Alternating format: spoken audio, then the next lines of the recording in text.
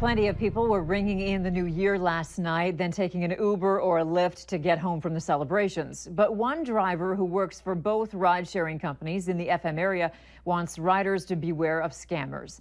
Valley News Team's Rose Itzkovitz tells us how some drivers have no intention of picking you up in the first place.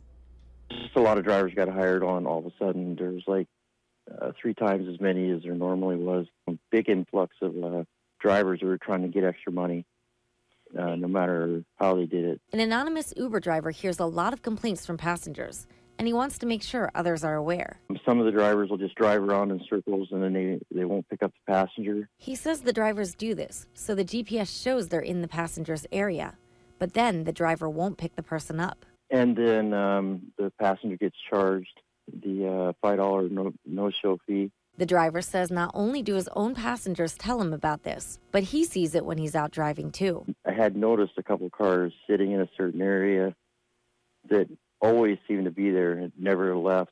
And then I got a call from a passenger at around 5 in the morning that had to get to work, and I was his 5th phone call to get a ride. He says all a driver has to do is wait it out a few minutes before a customer is left with no choice but to cancel. Because they had to be somewhere, and the driver would actually collect $5, and the passenger would still have to try to find another driver. But he says there are some warning signs before you take a driver. You can kind of tell if a driver's actually in their car ready to pick somebody up because of the location. If you tap on the screen, when you enlarge the map with your fingers, chances are if you see a car sitting in an apartment complex or maybe in a housing area and it's spinning in circles, they're not actually out.